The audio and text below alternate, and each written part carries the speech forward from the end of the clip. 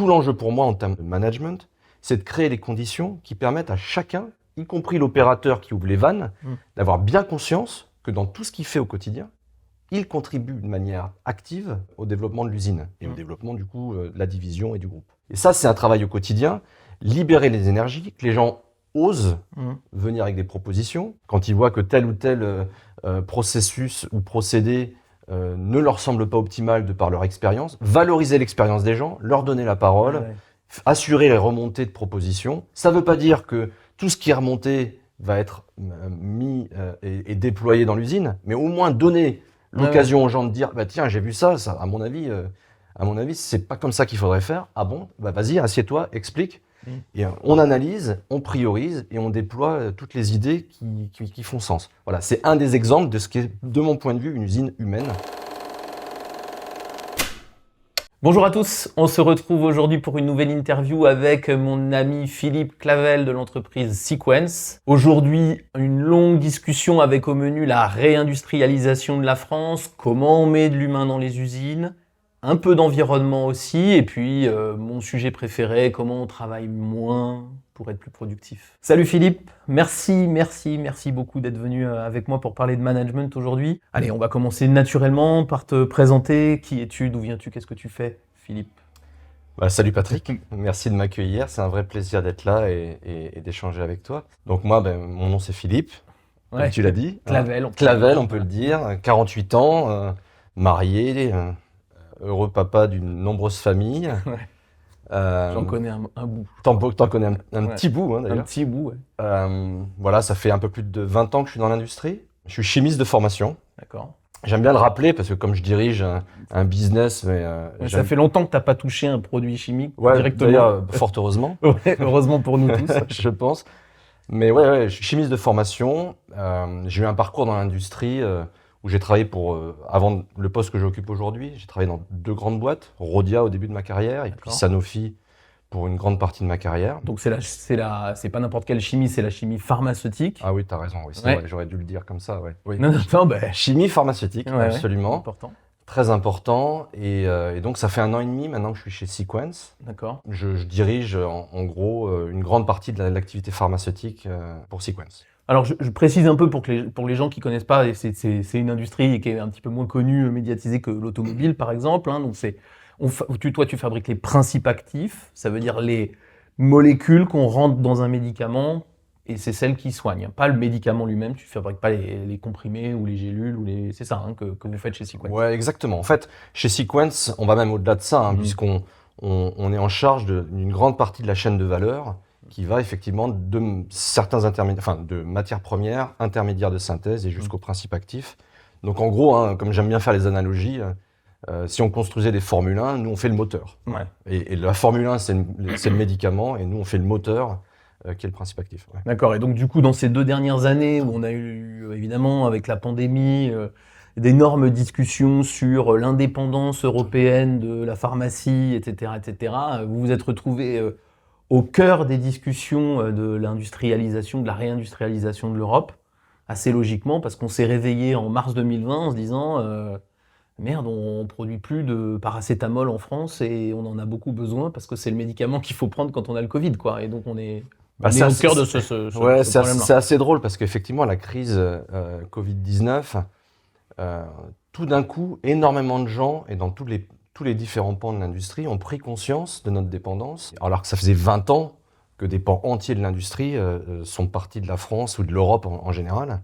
Et effectivement, là, c'était branle-bas de combat et il y a une vraie vague inverse qui a été amorcée. Alors, on n'y est pas encore partout, mais en tout cas, il faut reconnaître, et d'ailleurs avec les aides du gouvernement quand même, je dirais pour la première fois, il y a eu vraiment du vrai concret qui aide les industriels à ramener de l'activité dans les usines françaises.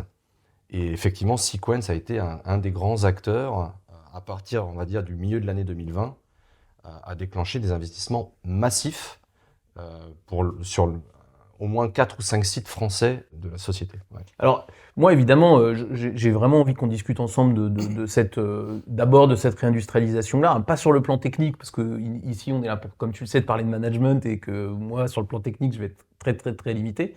Mais on va donc parler de management et de choses plus classiques, puis de discussions qu'on a depuis des années tous les deux. Mais effectivement, je voulais rentrer là-dessus parce que cette réindustrialisation de la France, elle fait la une des journaux. Hein. Là, j'ai pris, c'est l'Express de 3 au 9 février 2022. Et pour ceux qui sont curieux, tu parles de Sequens qui est un des acteurs. Il se trouve que dans le petit dossier de l'Express, il y a un dossier spécifique sur médicaments en quête de souveraineté, et l'exemple numéro 1, c'est Sequens. Hein. Donc, parler avec Philippe, parler avec toi de la réindustrialisation, c'est vraiment être au cœur. Et quand je disais le paracétamol, c'est-à-dire notre bon Doliprane, etc., hein, c'est vous, Sequens, qui tâchez de remonter une industrie du paracétamol en France. Donc, on est vraiment au cœur du sujet. C'est vraiment passionnant. Et moi, la première question que je voulais te poser, donc j'imagine qu'il y a plein de difficultés à créer des usines et à créer des choses qui marchent en industrie en France, mais au-delà de la volonté politique, qu'est-ce qui va marcher? Comment on va faire pour que ça marche, l'industrie en France? On sait que les opérateurs sont payés beaucoup plus cher qu'en Chine et que c'est pour ça qu'on on avait envoyé nos productions en Chine ou ailleurs. On sait qu'on ne va pas baisser les salaires au niveau de ces gens-là. Comment ça va marcher l'industrie en France si on veut en retrouver vraiment et si on veut pas que ce soit juste un type de journal, quoi? En fait, on est dans une difficulté. L'industrie du médicament est devenue une industrie depuis des années où on vend d'ailleurs à l'opinion publique le fait qu'il faut baisser le prix. Baisser le prix, sans revenir sur la part belle au générique qu'on a fait dans notre beau pays ainsi qu'ailleurs. Et pour de bonnes raisons, hein, il est normal de vouloir faire des économies. Mais la stratégie de diminution des dépenses de santé ne peut pas être uniquement taillons dans les prix des médicaments. C'est une hérésie. Donc mais tout le monde, il y a une conscience collective qui est allée sur un chemin un peu dangereux de dire il faut que les prix des médicaments baissent et donc inéluctablement le prix des principes actifs et des matières premières qui vont avec. Ouais. Et c'est cette vague qui a été amorcée depuis 15-20 ans qui a conduit à des délocalisations massives. Bon. Aujourd'hui, la réalité, c'est on essaie d'enclencher une vague inverse. Pour des raisons stratégiques, pas pour des raisons de coût. Exactement. Et donc, ce qui est essentiel, c'est que toute la chaîne comprenne le juste prix. Ouais. Le juste prix d'un niveau de qualité pour sécuriser évidemment la qualité des médicaments qu'on donne à l'ensemble à des millions de patients dans le monde entier. Il faut s'assurer évidemment que les médicaments sont produits dans un système de qualité satisfaisant. Mais je dirais le juste prix pour l'ensemble des fabrications. Bon. C'est ça. Donc ça va par évidemment le bon niveau de remboursement. Donc les pouvoirs publics ont un rôle évidemment. Ça va aussi pour que les industriels, les labos pharmaceutiques évidemment acceptent de sacrifier un peu de leur belle marge. Pardon. Ouais. Et je sais de quoi je parle. Pour acheter un principe actif fait plutôt en Europe plutôt qu'en Asie. Hein, tu parles du paracétamol, hein, dans notre bon Doliprane. Je ne sais pas si tout le monde le sait, mais quand dans une boîte de Doliprane que vous achetez en pharmacie, 3,50 €, très souvent il y a, on va dire, peut-être 10 grammes de paracétamol. Hein, à peu près, c'est peut-être 8 ou 10 grammes. On va dire 10 pour la facilité de calcul. Ouais. Le prix du paracétamol, hein, c'est 5, on va dire en temps normal, c'est 5 € du kilo. Ça veut dire que quand vous achetez une boîte en pharmacie, 2,50 €, il y a 5 centimes qui est le prix du paracétamol. 5 centimes. Donc si demain, nous, industriels, parce qu'on produit en France du paracétamol, on le vendait, je dis un chiffre au hasard, 10 au lieu de 5, normalement, ça augmente le prix de 5 centimes. Donc ma boîte, elle dans le pire des cas, à 3,55 €. Voilà, dans le pire des cas, un Sanofi, un UPSA ou d'autres bascule les 5 centimes vers le client, vers le consommateur. Ouais, admettons qu'il le fasse. Ça veut dire que ma boîte, elle coûte 3,55 € au lieu de 3,50 €. Exactement. Même au niveau du consommateur, l'impact serait quand même minime. Mais mon point, c'est que peut-être que les beaux industriels pharmaceutiques pourraient accepter, quelque part, pour avoir de la sécurité d'approvisionnement, de sacrifier 5 centimes de marge. Allez, 4. Voilà. Allez, peut-être 4. Voilà. Et c'est ça, je dis. Il faut que l'ensemble de la chaîne d'approvisionnement, donc il y a les pouvoirs publics, les labos pharmaceutiques, et nous, industriels, évidemment, ça nécessite effectivement des investissements majeurs, ça nécessite d'accepter, évidemment, de mettre les équipes au centre, de former, de continuer à recruter en France, en Europe, pour développer notre belle industrie, plutôt que d'aller nous aussi vers l'Inde, vers la Chine, en délocalisant et en achetant de plus en plus nos matières premières ailleurs plutôt que les faire. Donc il y a aussi un élan chez nous, en tant qu'industriel responsable, c'est toujours se poser la question, qu'est-ce que je peux faire et qu'est-ce que je dois sous-traiter. Alors du coup, moi, je creuse un peu ce sujet de la réindustrialisation. Voilà, moi, dans le modèle économique que tu présentes, là, par exemple, sur le Doliprane, on se demande comment ça pourrait ne pas marcher. Parce que franchement, même si on doit payer 3 centimes de plus notre boîte, à un moment donné, c'est 3 centimes. C'est pas 2 euros de plus, tu vois. Donc voilà, je suis peut-être en dehors des réalités en disant que 3 centimes, c'est compliqué, mais il me semble que c'est quand même jouable. Ça, c'est mon premier point. Mais surtout, OK, on va pouvoir faire ces usines-là. Moi, après, je suis persuadé que on a un peu perdu cette culture industrielle en France parce qu'on a beaucoup délocalisé. Mais maintenant, moi, je pense qu'on doit pouvoir faire en France, ou en Europe, hein, je dis la France, mais je sais que toi, tu as des usines en Finlande, en Allemagne. Et quand on a des usines en Italie ou ailleurs, c'est pareil. Comment on va faire? Parce qu'on ne va pas remettre des usines comme elles sont en Chine, avec énormément de gens très peu qualifiés. On va de toute façon avoir des usines en France qui ne vont pas ressembler à ça. Comment ça marche une usine moderne? Qu'est-ce qu'il faut mettre dans une usine moderne en France? Beaucoup d'humains, mais ça veut dire quoi, beaucoup d'humains? Alors, il n'y a pas que de l'humain, en fait. Je pense que l'un des éléments différenciants encore, ça reste l'innovation technologique. On a, alors évidemment, il y a de très bons scientifiques en Inde ou en Chine, hein, c'est pas ce que je dis, mais spécifiquement en France et d'ailleurs en Allemagne, en Italie, dans les grands pays industriels, dans la chimie pharmaceutique, on a un pouvoir d'innovation qui est encore très significatif.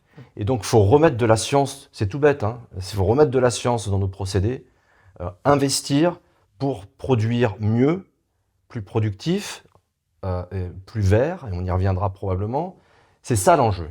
C'est-à-dire remettre de la responsabilité industrielle dans la façon dont on développe nos procédés avec de l'innovation. Donc c'est ce compromis efficacité, productivité, mais pas productivité en tapant sur l'humain. C'est en mettant de la science, on fait des gains de productivité et derrière on fait des investissements qui sont pertinents et qui ne sont pas les mêmes investissements que ce qu'on va faire en Chine ou en Inde. Un des exemples, lorsqu'on parle de réindustrialiser et refaire du paracétamol en France, en ce moment où on se parle, on a travaillé énormément le procédé de synthèse. Pourtant, c'est une vieille molécule, le paracétamol. Ah ben oui. On continue d'innover sur comment fabriquer le paracétamol et on va faire par exemple de la chimie en continu. La chimie en continu, alors c'est pas la panacée, mais là particulièrement, ça peut nous permettre... Ça veut dire quoi en deux mots, la chimie en continu? La chimie en continu, c'est au lieu de faire de la chimie dans des gros réacteurs, parce que on parle de produire 10-15 000 tonnes par an de paracétamol en France. Ce qui est énorme. Ce qui est massif. Ce qui est massif. Habituellement, un principe actif, je dirais, de taille standard, déjà si vous faites 100 tonnes par an, c'est beaucoup. Ouais. D'accord ? Donc là, on parle de 10-15 000 tonnes. Oui, non, c'est massif. Gigantesque. Donc là, vous avez plusieurs options. Soit vous faites ces 10-15 000 tonnes dans des batteries de réacteurs, donc comme si vous aviez des cocottes minutes ou des... Hein, soit t'en mets plein, des grosses cocottes. Plein de grosses cocottes. Ouais. Soit vous faites de la chimie dans des tuyaux. Donc c'est ce qu'on appelle la chimie en continu. T'as pas vraiment un début et une fin, t'as tout le temps une réaction. Voilà, et vous faites rentrer les réactifs et vous pilotez la réaction en fonction d'un temps de présence dans un tuyau. T'en sors tout le temps. Voilà, vous alimentez en matière première et vous sortez du principe actif au bout. C'est ça l'idée.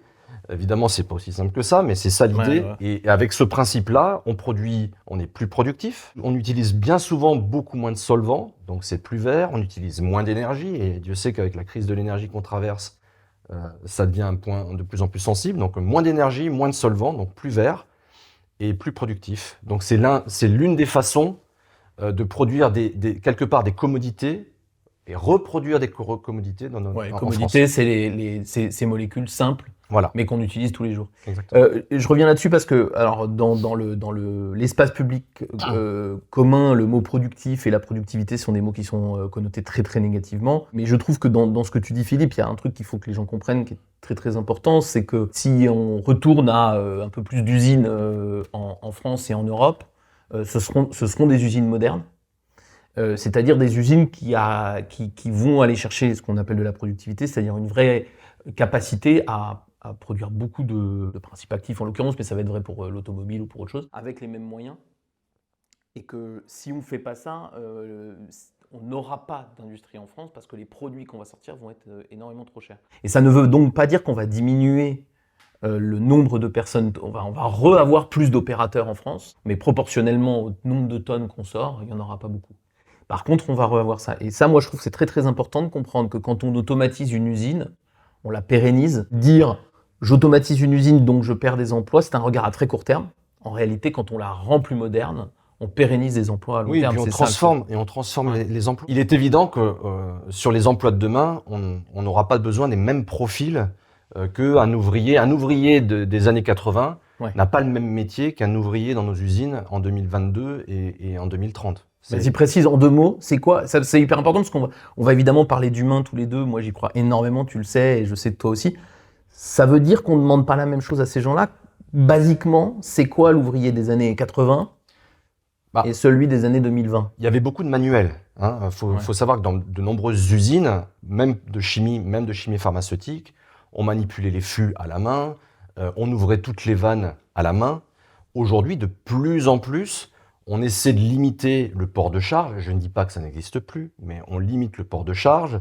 Et puis, il y a de nombreuses conduites de nos réacteurs qui sont faites par des systèmes informatiques. Ouais. Donc, il y a nécessairement une formation. Il n'y a pas besoin du mec qui tourne. Alors, il y a encore des vannes qu'on ouvre à la main. Voilà. Mais de moins en moins. De moins en moins. Ouais. Et donc, on demande de plus en plus de formation à nos ouvriers, être capable de lire et de piloter sur un système informatique. Donc, c'est ça que je veux dire par l'évolution des profils, l'évolution des formations pour nos ouvriers. Ils sont plus qualifiés. Oui.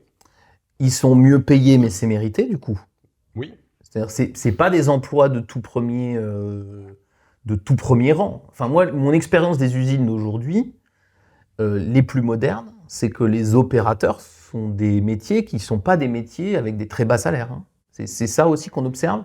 Alors, chez toi, c'est-à-dire qu'ils se professionnalisent, ils sont plus techniques. On les pousse à se professionnaliser, on pousse à la flexibilité.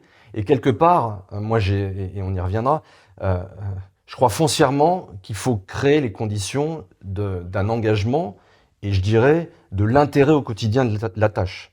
Donc, on crée les conditions de la flexibilité qui permet de diversifier les tâches, qui permet... Flexibilité, c'est faire plusieurs tâches et ne pas justement être que celui qui bouge le fût, Exactement. mais j'ai plusieurs tâches dans ma journée, etc. Exactement. Ouais. Voilà. Plus complexe, quoi. Oui, alors évidemment, ça crée de la complexité. Ouais. Ça crée de la plus complexité. Complexe, mais plus varié, Voilà. moins bête. Et de mon point de vue, c'est effectivement la complexité permet de créer de l'intérêt, de l'engagement, de la motivation et ça dynamise les équipes, de mon point de vue. Et alors toi, tu te bats aussi plus que juste sur la diversité et la flexibilité, sur la place de l'humain. Je pense que pour beaucoup de gens qui sont jamais rentrés dans une usine, c'est difficile de comprendre. On fantasme beaucoup. Tu sais, l'usine, on voit l'usine automobile avec son grand bras jaune là, qui fait des soudures toute seule. Mais moi, je suis persuadé que l'industrie en Occident, c'est un vrai projet humain, de l'opérateur jusqu'au patron. Comment est-ce qu'on peut voir ça autrement que dans une machine à utiliser de la force humaine? Comment ça se... C'est quoi une usine humaine pour toi? Moi, j'ai un concept extrêmement simple. Chaque opérateur, mais chaque, je dirais, membre de l'équipe, que ce soit de l'équipe de direction, l'ingénieur, le technicien, exactement, le mainteneur, le machin. Ouais. Que l'ensemble des acteurs de l'usine puissent contribuer. Ouais. C'est vraiment très simple. Tout l'enjeu pour moi en termes de management, c'est de créer les conditions qui permettent à chacun, y compris l'opérateur qui ouvre les vannes, d'avoir bien conscience que dans tout ce qu'il fait au quotidien, il contribue de manière active au développement de l'usine et au développement du coup de la division et du groupe. Et ça, c'est un travail au quotidien, libérer les énergies, que les gens osent venir avec des propositions. Quand ils voient que tel ou tel processus ou procédé ne leur semble pas optimal de par leur expérience, valoriser l'expérience des gens, leur donner la parole, assurer les remontées de propositions. Ça ne veut pas dire que tout ce qui est remonté va être mis et déployé dans l'usine, mais au moins donner l'occasion aux gens de dire bah tiens, j'ai vu ça à mon avis c'est pas comme ça qu'il faudrait faire. Ah bon, bah vas-y, assieds-toi, explique. Et on analyse, on priorise et on déploie toutes les idées qui font sens. Voilà, c'est un des exemples de ce qui est, de mon point de vue, une usine humaine. Parce qu'en fait, on a des femmes et des hommes qui viennent chaque jour à l'usine. Évidemment, ils veulent tous que leur usine perdure, soit pérenne, se développe. Et ils ont tous besoin de pouvoir rentrer le soir à la maison en disant à quel point ils sont fiers de tout ce qu'ils ont fait dans la journée. Et qu'ils font un beau métier. Et je suis d'accord. Et avec ce qu'on voit maintenant, on peut imaginer que l'industrie redevienne un beau métier. Mais moi, je suis persuadé de ce que tu dis. Et j'ai toujours une petite histoire que je raconte. C'est, dans toutes les usines du monde, on a plus ou moins les mêmes machines. On les achète aux mêmes producteurs. Dans toutes les usines du monde, on a plus ou moins les mêmes processus. Il y a des grands cabinets de conseil anglo-saxons qui ont bâti des énormes processus qui s'appellent Lean ou autres, qui sont censés s'appliquer partout. Sauf que dans certaines usines dans le monde, pour faire marcher les mêmes machines avec les mêmes processus, on paye des mecs 400 balles par mois, et dans certains autres, on les paye 4000. On va dire, il y a un facteur 10 entre la Chine et la France, à peu près, c'est ça. C'est ça. Donc il y a un facteur 10 entre la Chine et la France, mais on leur fait faire la même tâche sur les mêmes machines. Donc évidemment, à la fin, ça marche pas. Et moi, je suis persuadé, comme tu le dis, que l'industrie en France, elle marchera si on accepte de dire, OK, les machines, ça sera les mêmes. Par contre, les processus, on doit les changer pour exploiter mieux, pour mieux utiliser ce que les gens ont comme richesse et qu'on a chez nous, et que peut-être ils ont pour le moment moins en Chine. La bonne information, les médias libres, l'éducation, l'expérience, etc., etc. Une capacité à râler aussi, parfois on caricature comme ça en France, mais en fait moi je trouve que la capacité à râler, c'est aussi une capacité justement, comme tu dis, à poser des questions, etc. Et moi je trouve que l'usine de demain, elle peut être extrêmement efficace si justement on fait parler les gens. C'est pas que de l'humanisme, c'est aussi comme ça. Si les gens ont l'occasion d'être intelligents, ils le seront souvent, et ton usine, elle va bien marcher. Pour moi, c'est aussi comme ça qu'on imagine une usine humaine. Mais quelque part, je vais te dire un truc, râler, c'est déjà faire le premier pas vers l'amélioration. Bah ouais. Donc moi, Tant pis pour la forme, mais je suis d'accord. Exactement. Moi, tu sais que dans mon parcours, à un moment donné, je dirigeais une usine en Hongrie. Ouais. Et Dieu sait que la Hongrie n'a pas la réputation d'être véhémente dans les revendications. Non. D'accord.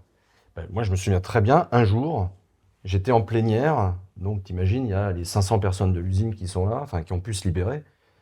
Et donc, je fais mon petit speech habituel, mais je les encourage à s'exprimer.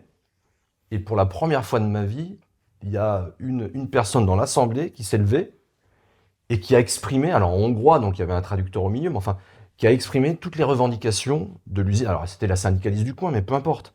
Très bien. Elle s'est levée, elle a eu le courage. Devant 500 personnes. Devant 500 personnes, de prendre la parole et d'exprimer, pas de manière véhémente d'ailleurs, mais de manière très claire, très directe, les revendications. À ce moment-là, j'ai toute mon équipe de direction qui se dit « Oh, qu'est-ce qui se passe, mon Dieu, Philippe, c'est affreux !» Et moi, j'étais hyper heureux, en fait. Bien sûr. Ils m'ont pris pour un fou. Mais je dis « Mais c'est génial !» Vous rendez. Mais merci madame, quoi. Mais je l'ai remercié d'ailleurs. Pas assez, je pense, mais je l'ai remercié plusieurs fois. Et voilà. Et je me suis dit, à partir de là, que les gens s'expriment. Oui, même si la forme est pas terrible, parce qu'on n'a pas appris, parce qu'on n'a pas l'habitude. Là-bas, ils n'ont pas un président qui les encourage à beaucoup s'exprimer. Mais quand même, quand on n'a pas l'habitude, moi, c'est vraiment un point clé pour moi, c'est que les gens, ils n'ont pas l'habitude. Si on attend qu'ils s'expriment comme des livres, c'est sûr que ça va être compliqué et qu'ils le feront pas. Donc, ils n'ont pas été formés pour ça. Ils n'ont pas l'habitude. Ils se sont pris des taquets par le passé, par leur patron, qui râlaient en disant ils sont jamais contents, on les paye et c'est déjà pas mal. L'industrie de demain, c'est une industrie où on dialogue et il va falloir que ça s'apprenne. Et que ça s'apprenne côté patron, comme tu le dis. Mais aussi, petit à petit, les gens vont apprendre à râler et il va falloir qu'ils fassent plus, en fait, pas moins. Et en fait, c'est marrant parce que c'est finalement, au fil des années, c'est devenu contre-intuitif. C'est-à-dire que quand tu arrives, et moi, c'est un peu le message que j'essaie de distiller un peu partout où je passe. J'arrive et je leur dis, mais dites-nous. Si vous me dites pas, je vais prendre des mauvaises décisions. Donc, dites-nous. Oui, râlez s'il le faut. Râlez s'il le faut, dites-moi ce qui va pas. Et les gens, je vois que les gens finissent par me croire, mais ça nécessite la répétition. Quoi. Il faut que je retourne, que je le redise. Je vous assure, j'y crois vraiment quand je vous demande de vous exprimer. Voilà, on va y arriver, mais effectivement, à tous les niveaux, je pense qu'il y a aussi, par certaines équipes, ils ont vu tellement de patrons les uns après les autres. Bien sûr, mais attends, parfois un peu démagos, etc. Ils se disent, soit démagos, soit franchement autoritaires. Voilà. Et il y a une perte de confiance dans le management, je pense. Bien sûr. Et je comprends pourquoi. C'est-à-dire que pour moi, le fait que tu dois éduquer, c'est important. Mais tu vois, moi, j'ai vraiment un truc, je sais pas si tu te rappelles, il y avait un film, c'était sur le sujet, c'était la police, qui s'appelait Un pays qui se tient sage, là. Et moi, il y a vraiment un truc qui me touche sur l'industrie, c'est que pour moi, une usine en France, elle peut pas se tenir sage. Elle ne peut pas s'en sortir, parce que, pour le coup, c'est ce que font la Chine. Ils sont imbattables sur ce domaine-là. Ils sont tellement, malheureusement, les malheureux, moi, je suis pas ils Ils sont tellement habitués à ne pas avoir le droit de s'exprimer qu'ils ne s'expriment jamais. Donc ils ont des usines qui se tiennent sages. Et nous, on dit, bah oui, mais en France, on a un fait social compliqué, etc. Mais c'est notre force, en fait, en vrai. C'est ça que tu es en train de nous dire aussi. Hein. Notre sortie, c'est pas des usines qui se tiennent sages. Mais je vais te dire un truc, pour aller complètement dans ton sens, hein, moi quand je vais dans mes usines, dans les usines du groupe, dans mon périmètre aujourd'hui, systématiquement, je demande à passer un peu de temps avec les organisations syndicales. Ouais. Pas uniquement, hein, je vais dans les ateliers. Oui, bien sûr. Parfois, je souffre du manque de challenge. Je dis d'ailleurs à mes comités de direction locaux. Comme en plus, tu es un chimiste très moyen. Voilà, mais je dis juste, mais challengez-moi. Ouais. Venez avec des revendications, on en discute, faites-moi remonter les problématiques. Je parle pas juste des revendications, plus de recrutement, des salaires plus élevés. Mais aussi, c'est pas grave. Mais je veux dire, venez avec des problématiques que vous rencontrez, quels sont vos irritants. S'il n'y a pas de remontée de terrain, on s'améliore pas et parlons des problèmes. Et je dis ça aussi à mes équipes, dites-moi ce qui marche pas, dites-moi comment je peux vous aider, qu'est-ce qu'il faut que je change. Et ça prend du temps. Hein, évidemment, je pense que ça prend du temps parce que l'un des maîtres mots, c'est la confiance. Hein. Il y a une crise de confiance, donc il faut la restaurer. Et les gens commenceront à s'exprimer quand la confiance sera établie ou rétablie. Ouais, ça c'est un processus qui prend un peu de temps. Mais c'est marrant parce que dans une usine que tu connais, que je vais pas citer là pour le coup, mais il y a pas longtemps, il y avait un conflit entre le patronat et les syndicats de l'usine. Les représentants du personnel demandant, notamment des cadres, demandant plus d'embauches, et la patronne de l'usine refusant ces embauches. Donc conflit, truc. Et moi, en discutant avec la patronne de l'usine, en fait, elle est d'accord. Il faut plus d'embauches. Sauf qu'on est tellement dans un système qui a stéréotypé le débat, qui est les représentants demandent des embauches et le directeur refuse. C'est la lutte des classes, quoi. Hein. Mais ouais. Qu'ils arrivent à se disputer en étant tous d'accord. Et ça, c'est quand même incroyable, tu vois. Et moi, je lui dis, en fait, il faut que tu acceptes les embauches, puisque tu penses qu'elles sont nécessaires au bon fonctionnement de ton usine. C'est-à-dire que c'est ça aussi le truc, où tu dis, on ne parle pas que des embauches, mais on doit en parler aussi des embauches. S'il manque des gens, il manque des gens, point. Et on doit pouvoir en parler, et on doit pouvoir parler des salaires.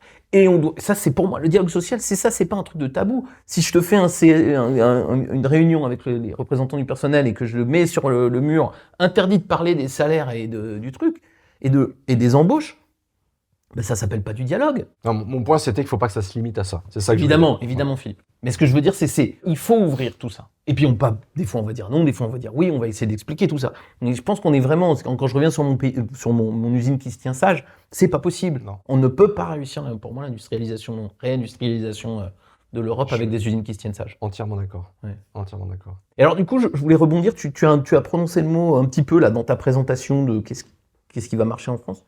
Je pense que les gens ils sont aussi préoccupés des logiques environnementales. On a aussi un peu sorti des usines en se disant « Oh là là, chouette, on n'a pas cette usine avec cette grosse fumée, cette odeur bizarre. » Et il y a des usines qui ont une odeur. Alors, pas toutes bizarres. Hein. Je connais une usine qui fabrique du chocolat et qui fait qu'elle a une odeur plutôt cool dans la ville autour. Ça sent le chocolat tout le temps dans cette ville-là. Mais je crois qu'on était aussi content de les voir partir parce qu'on avait une impression, puis les histoires d'AZF, etc. On avait une impression d'augmenter notre sécurité. En fait, non. Hein. Non. Mais néanmoins, j'espère qu'on va ramener des usines, y compris de l'industrie lourde, donc polluante, parce que c'est polluant, une usine quand même. Voilà. Est-ce que le sujet de l'environnement, c'est tu vas pas me dire non, mais je te pose quand même la question, est-ce que c'est un vrai sujet pour toi ? Est-ce que c'est un vrai sujet pour les industriels ? Est-ce que tu crois qu'on peut arriver à avoir une industrie verte ? Et c'est quoi une industrie verte ? En fait, c'est même pas un sujet, je pense qu'on peut dire que c'est une préoccupation. C'est une préoccupation, l'environnement, dans la mesure où... et je vais dire une préoccupation au-delà des normes environnementales qui deviennent de plus en plus drastiques. Et je dirais, ça va dans le bon sens pour la protection, évidemment, de nos cours d'eau, de l'atmosphère, de ce qu'on met dans les sols ou de ce qu'on met pas dans les sols. Évidemment, il est bien normal que les normes soient contraignantes. L'ensemble des industriels, je veux dire, comme je disais, moi, ça fait presque 25 ans que je suis dans l'industrie chimie pharmaceutique. On voit vraiment... année après année, les mentalités qui évoluent, l'environnement est mis partout au centre pas que chez Sequench ou chez Sanofi que je connais mieux, ou chez Rhodia. Non, je suis d'accord. Dans tous les industriels. Même chez Total, qui est parfois taxé de... Tu as des objectifs, même tous les managers ont des objectifs environnementaux, etc. Bon. Il y a aussi, évidemment, donc comme tu le disais, la préoccupation en tant que citoyen. Et quand on parle de fierté dans ce que tu fais, et quand tu rentres chez toi le soir, évidemment, quand tu as économisé des atomes de carbone ou que tu as mis moins de produits dans les sols, dans l'air ou dans les cours d'eau, tu es aussi fier quand tu rentres chez toi le soir, évidemment. Donc, mais il y a aussi le côté économique.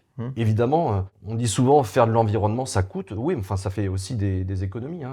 Par exemple, c'est le recyclage de solvants.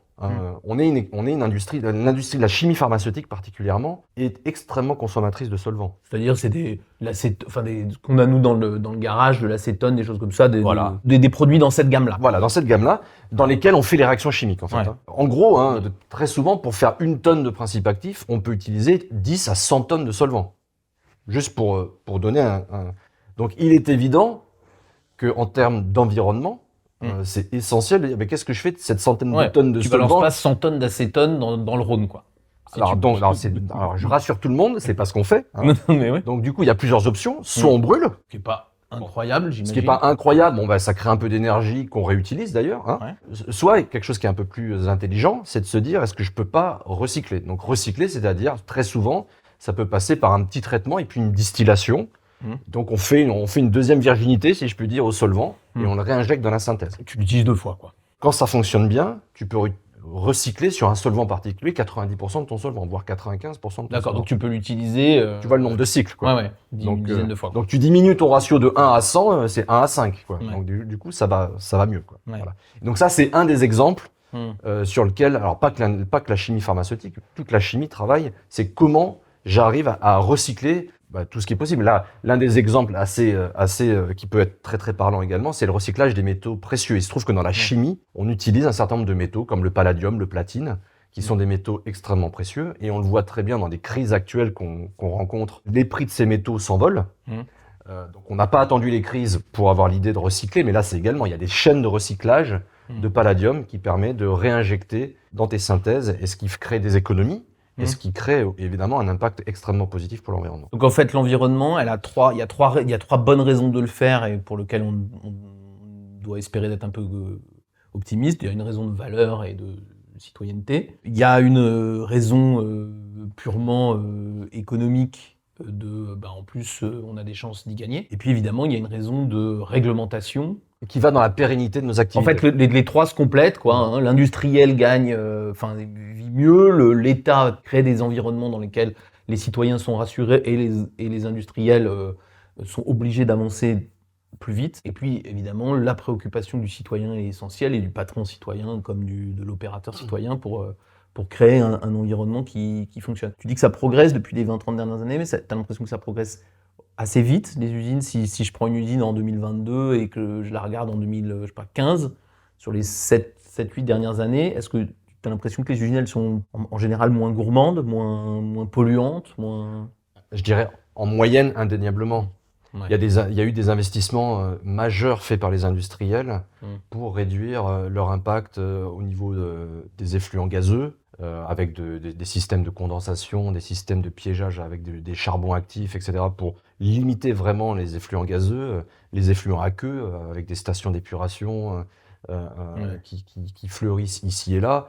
Et puis, évidemment, les effluents solides. Il faut avoir en tête que jusque dans les années 50, 60, peut-être même 70, qu'on ne savait pas quoi faire d'un effluent, on l'enterrait, quoi. Tout bêtement. C'est une décharge, quoi. Voilà. Et donc, il y avait des endroits en Europe, que je ne citerai pas, mais où il ne fallait pas mettre un coup de pioche, où on pouvait trouver des fûts enterrés, quoi.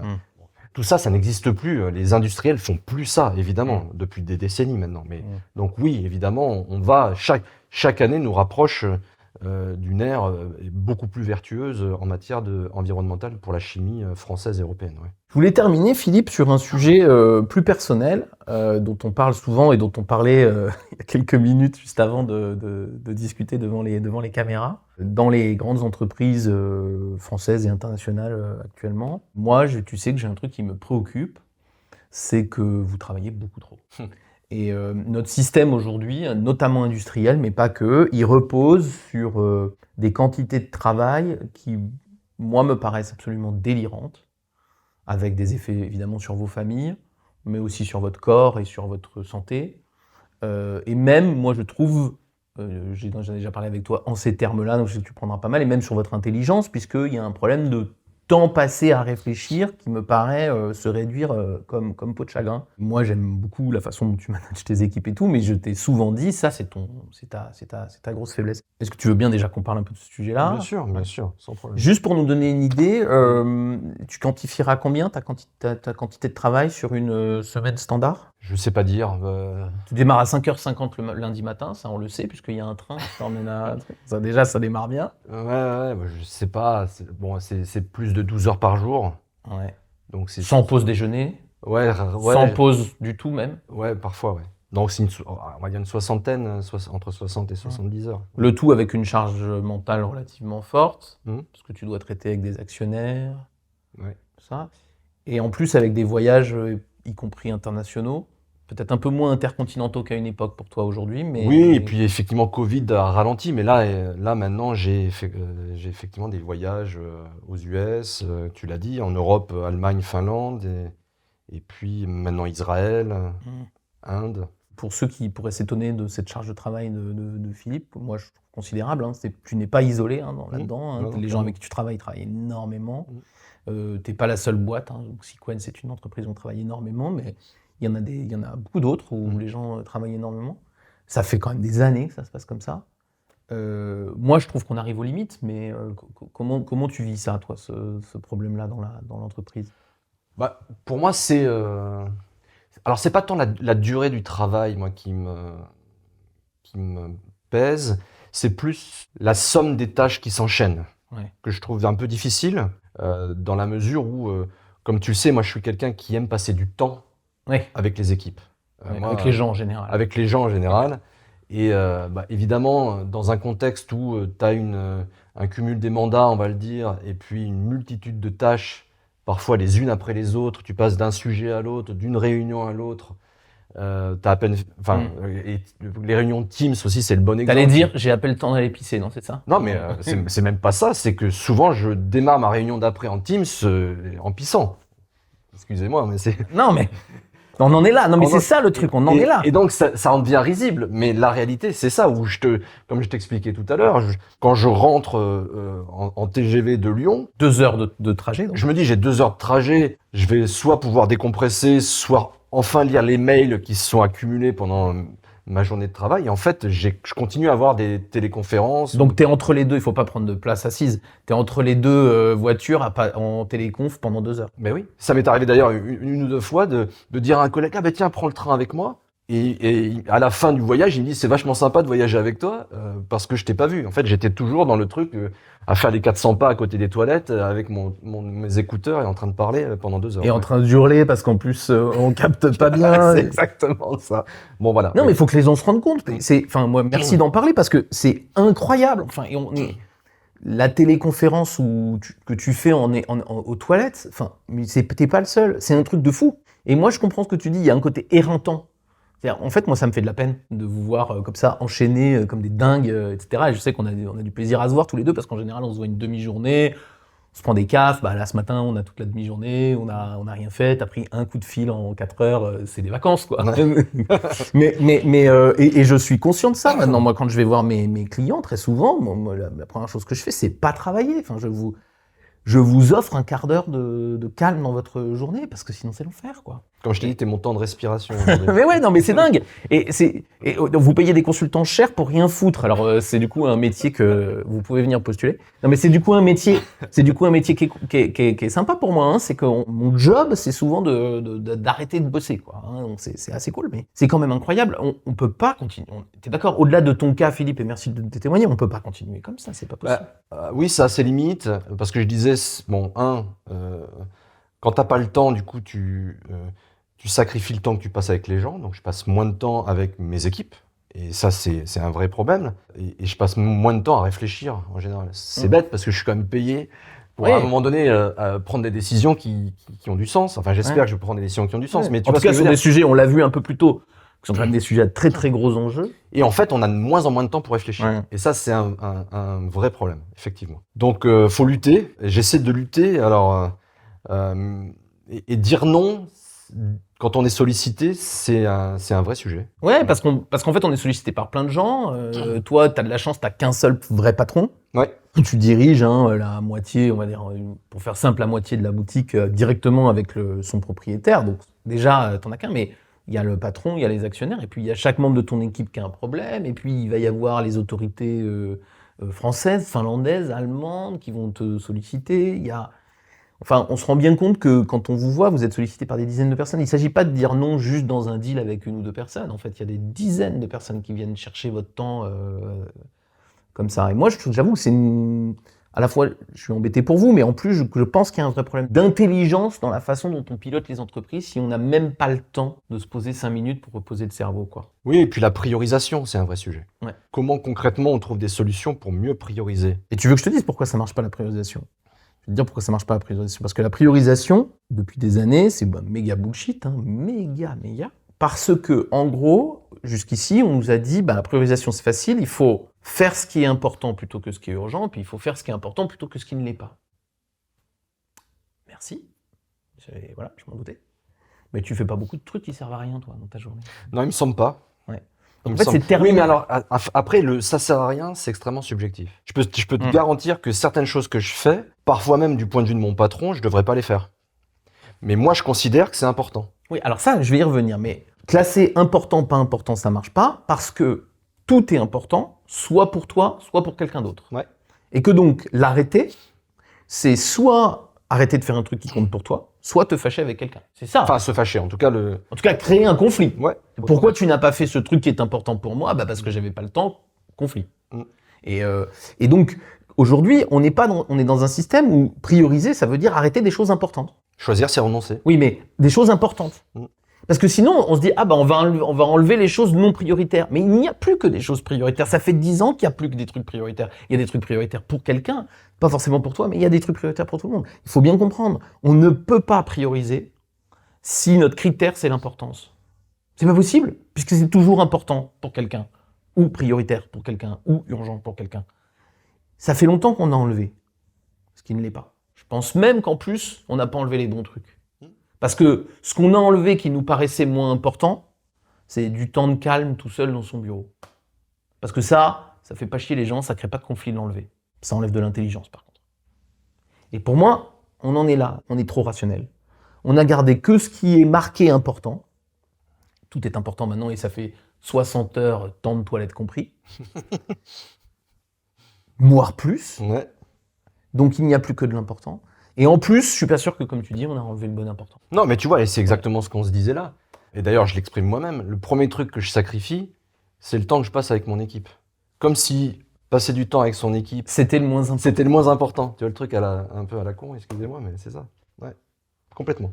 Donc, l'enjeu pour moi, c'est de remettre du temps dans le système que j'ai pas, donc c'est retrouver ailleurs, pour passer plus de temps avec mes équipes, plus de temps à réfléchir, plus de temps sur ce qui est l'essence même du travail en entreprise quand même. Je vais donner cet exemple qui est vraiment du vécu d'il y a peu de temps. J'ai passé un peu de temps parce que comme chaque année, il y a les négociations annuelles obligatoires.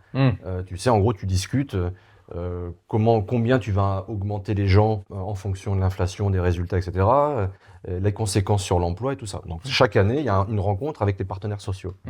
En tant que directeur général d'une société, j'ai passé du temps avec ma fonction RH pour discuter avec les partenaires sociaux. Normal, c'est marqué obligatoire. J'ai même été challengé au moment des priorisations. Certains membres de l'équipe, voire mon patron, m'ont dit « Mais pourquoi tu passes autant de temps sur ce sujet? T'en as pas du temps, pourquoi tu passes autant de temps ?» Et je lui ai dit « Mais parce qu'il me semble que passer du temps à discuter ces points qui sont importants pour la bonne marche de nos entreprises, pour nos partenaires sociaux, pour nos employés, c'est essentiel. » Donc j'ai pris le temps que je n'avais pas. Mais bon, voilà, il faut que j'arrive à faire ça plus. Non, mais c'est très difficile à faire. D'ailleurs, si j'avais une solution miracle, je te l'aurais donnée. S'il te plaît. Oui, je te l'aurais donnée. J'ai juste que je trouve qu'il faut vraiment qu'on prenne conscience de quelque chose. On a 3 clients dans la vie. Professionnels, on en a 3. On a préservé sa vie perso, ses enfants et surtout quand on en a plein. Se préserver soi-même, sa santé mentale et physique, qui en plus sont un peu liés les deux. Et puis effectivement, faire fonctionner l'entreprise qui nous paye, etc., etc. Mais le truc, c'est que aujourd'hui dans l'entreprise, on fait du mal à la vie familiale, bien souvent, parce que les gens ont du mal à garder leur temps perso. Il faut dire que toute la journée, le petit garçon de 4-5 ans, il n'est pas là pour faire valoir ses droits, donc c'est difficile pour lui. On se fait du mal à soi parce que, comme ce que tu décris, c'est oppressant. Enfin, il y a un truc de... Putain, ça doit être chiant, quoi. Le tout pour, je ne suis pas sûr, d'un optimal de production. Enfin, pardon Philippe, mais il y a vraiment un truc comme ça. Donc, pour moi, il va falloir, à mon avis, refaire des choix un peu plus radicaux. Remettre des barrières un peu plus radicales. Je sais que tu essaies de pas travailler le week-end, c'est bien. Et... Bah, tu vois, typiquement, oui, moi j'essaie de protéger, mais dans une certaine mesure, Oui, la oui, famille. oui, Hein. Pas de travail le week-end, ou Ouais. exceptionnellement, mais vraiment pas de travail le week-end. Et typiquement, quand je suis à Paris, je travaille pas après 20h, voire pas après 19h30. Donc ce qui est quand même pas mal. Enfin, ma femme, C'est bien. mon amour, je sais que c'est pas assez, mais tu vois, Ouais, non, mais tu fais des efforts. C'est ce que j'essaie de faire pour protéger ma famille. Évidemment, quand je suis en déplacement, là c'est n'importe quoi, parce que là on a des journées de 18-20 heures, ça peut être n'importe quoi. Mais en revanche, quand je suis à Paris, j'essaie effectivement pas de travail après 19h30, 20h. Mais je pense que c'est important parce qu'il faut préserver ça, parce que c'est ce qui nous fait durer parce qu'à la fin, quand tu fais le bilan de ta vie, si tu as négligé ta famille au bénéfice de ton boulot, il y aura un problème. Tu seras pas fier de... Non. La santé, c'est pareil. Donc je crois qu'il faut à mon avis, il va falloir qu'on amène un peu de radicalisme. Moi, je fais aussi ces vidéos et tout ça pour porter cette idée que les entreprises seront gagnantes d'avoir des managers beaucoup plus reposés. Moi, j'ai la chance d'avoir ma boîte depuis 10 ans, je travaille 35 heures. Et ben, je suis reposé. Je pense que c'est mieux quand je suis chez mes clients, que je sois reposé, pas lessivé comme un consultant qui aurait fait 70 heures par semaine. Du coup, t'es reposant, c'est vrai.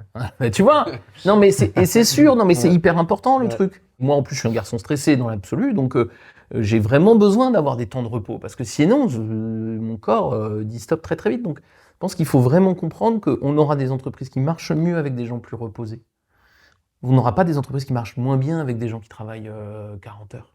Si tu travaillais 40 heures, ton entreprise, elle marcherait pareil. C'est une idée qu'on se fait, que les 20 heures de plus, elles sont vraiment utiles. En fait, si tu devais tout faire tourner dans 40 heures, ça marcherait. 45 si tu veux.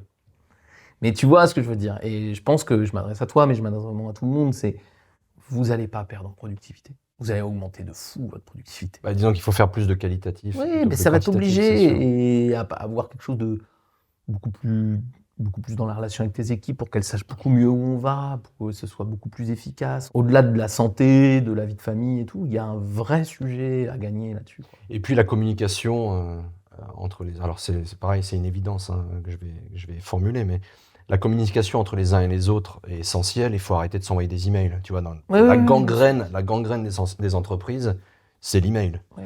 C'est pour ça qu'il faut avoir des bureaux d'ailleurs. Je parle à ceux qui veulent faire du tout télétravail. Mais c'est insupportable. Moi, je vois, pendant que je te parle là, je sais depuis ce matin, effectivement, comme tu dis, j'ai rien foutu puisque je suis venu te voir. Mais c'était une priorité. J'ai reçu 100 emails. Ouais. 100 emails. Et c'est hallucinant. Et avec des gens qui s'impatientent parce que c'est déjà 3 fois qu'ils m'écrivent sur le même sujet. Je leur dis, mais appelez-moi.